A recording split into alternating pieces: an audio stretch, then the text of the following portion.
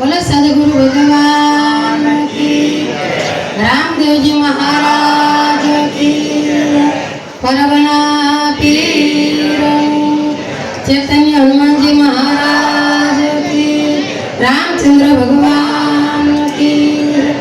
ओम नमः पार्वती पति।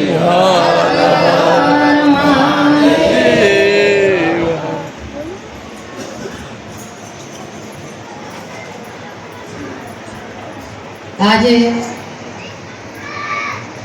मुख्य यजमान श्री जीणा भाई एना परिवार तेमज एम प्रेस समक्ष सर्व भाईओ बहनों आयोजक अने रामकथा सुंदर मजानु आयोजन है। व्यासपीठ पर विराजमान पूज्य श्री भरत बापू जोशी तेमज अन्य भाईओ बहनों माताओं और बाळको अत्यारे चैत्र मास आखो कथानो पूरो थई गयो, वैशाख शुरू थयो तो आपणे कथाओ तो बधे चालू ज छे पण बहु सरस मजानो आपणे बधाय वक्ताओ व्यासपीठ पर बिराजी ने आपणे बधाने आपणा जीवनो आपणा आत्मानुं कल्याण थाय ए माटे आ बधी कथाओ छे। गुरुर् ब्रह्मा गुरुर्विष्णु गुरुर्देवो महेश्वरा गुरुर साक्षात् परिब्रह्म तस्मै श्री गुरुवे नमः। ध्यानमूलं गुरुमूर्ति पूजामूलं गुरुपदं मंत्रमूलं गुरुवाक्य मोक्षमूलं गुरुकृपा। पूज्य व्यासपीठ उपरथी भरत बापू आपने बहुत सारी रीते रामायण ए रीते शैली अने सरस मजानी वाणी में तमने बधाने समजाय ए रीते रामायणनुं गान करता हशे। अने ए रामायणनी अंदर मने एक केवटना पात्रमां एवुं याद आवे के केवटनुं पात्र तो एटલું બધું भगवानने प्रिय हशे केवटजी अने केवटने भगवान प्रिय हशे त्यारे एना चरण धोई अने आपणे तो गुरु कर्या होय तो एकादा चरण धोवी गुरुना चरण धोईने आपणे चरणमत लेता गुरु पूर्णिमा होय आपणे घरे संतो पधारे गुरु पधारे त्यारे आपणे आ पूजन करता होय छे।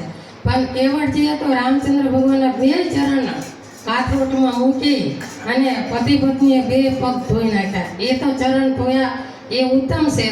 पण बीजो मने एवो विचार होय केवटजीए केवुं सरस कर्युं ज्यारे एने उतराई आपवानी कीधी ने भगवाने एम कीधुं तमे नावडीमां बेसी अने सामे पार गया ओલું કહેશે ને કે આ તો ભગવાન છે કે ભાઈ એ કોઈનું રાખે નહીં મોરારીને વ્યાસ સહિત આપી દે વનમાળે। ભગવાન કોઈ કોઈ ભક્તનું ઋણ ન રાખે અને જે કઈ વ્યક્તિ હોય કોઈનું આપણે સવારથી સાંજ સુધી આપણે દાડીઓ લાવ્યા હોય તો સાંજ પણ આપણે એમ દાડી આપી દઈશું ને એમ આ તો આખો સૃષ્ટિનો સર્જનાર ભગવાન છે રામચંદ્ર ભગવાન तो ये केम राखे એટલે ઉતરાઈ દેવાની કીધી તારે કેવટે એવું કીધું કે પ્રભુ મારે ઉતરાઈને જ જોતી અને આપણે તમે એક તો કેવટ જ છો એટલે કેવટની કેવટ તમે બધાના સંસારીઓની નાવડી પાર ઉતારો છો અમારા બધાની નાવડી તમારા હાથમાં છે એટલે તમે કેવટ છો ને હું કેવટ છું એટલે એકાબીજાને કોઈ મજૂરી લે નહીં બ્રાહ્મણની દીક્ષા દક્ષિણા ન લે जो ब्राह्मण पूजा करवा जाए ब्राह्मण घरे त्यारे दक्षिणा न ले एम एवी रीते केवटे कीधुं तार केवटे एवुं कीधुं काई वांधो नहीं प्रभु मारे उतराई नथी जोती पण वळता आप पधारो ने तार मारी नावडीमां बेसजो मारी नावडीमां बेसी हूँ तमने हाम पार उतारी दईश એટલે મને એમ થાય કે આપણે એક ઘડીનું નથી સૂઝતું એમ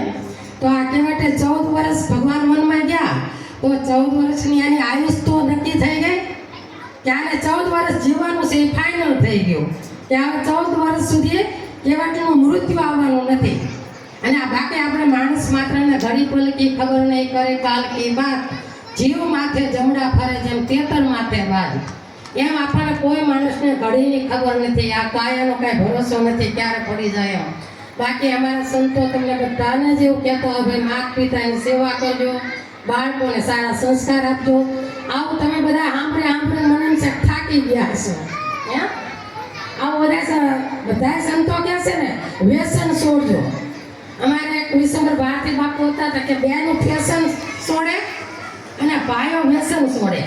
આ બે છોડે ને તો કાંઈ તકલીફ નથી, તો બધા લીલા લહેર કરે એવું છે. આપણને મુશ્કેલી મોંઘવારીની કેમ નડે છે? આપણે વ્યસન જ છોડી શકતા. મહિને 5-5 હજારના માવા થતા હોય, 6-7 હજારના બિલ ભરતા હોય, માવા કે પાન કે જે તમાકુ કે ગુટકા આ બધું લેતા હોય છે. બેને પાર્લેમાં જતા હોય, બધું એ રીતે ફેશન બધું કરાવો છો ને એવું બધું. હે આવું બધું કરાવે, અહીંયા કરે 2000-5000નું બિલ કરીને આવતા હોય છે. એટલે આ ખર્ચા બચાવવા માટે ભગવાને જે આપણને મનુષ્ય જન્મ આપ્યો છે, એ જે સુંદરી આપ્યું છે એ સુંદરતાથી વિશેષ કાંઈ સુંદરતા આપણે ભલે કરો તો 1-2 કલાક રહે તમારી સુંદરતા. પછી સુંદરતા વહી જવાની છે. તમને માવાનો પાવર ક્યાં સુધી રહે? 1-2 કલાક રહે, પછી એ પાવર વહી જવાનો. પણ 5000 ને 7000 ખર્ચા એ તમારે કમાવા પડશે. એ મહેનત કરવા જવું પડે ને આપણે. હે એટલે સત્સંગનો મહિમા શ્રેષ્ઠ છે.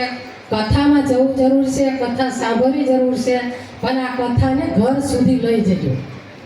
ઘર સુધી લઈ જવાની એ માટે છે કે તમારા ઘરમાં બાલ ગોપાલ હોય એને કહેવાનું કે આજે બાપુએ કથામાં આમ કીધું હતું, આજે બાપુએ કથામાં આ રીતે કીધું હતું. એટલે આપણા ઘરની અંદર ભક્તિ વસે ને લક્ષ્મી વસે. તમારા ઘરની અંદર સારા સંસ્કાર હોય છે, ભક્તિ છે, ધર્મ પૂજા પાઠ હશે તો અહીંયા લક્ષ્મી પણ વાસ કરશે.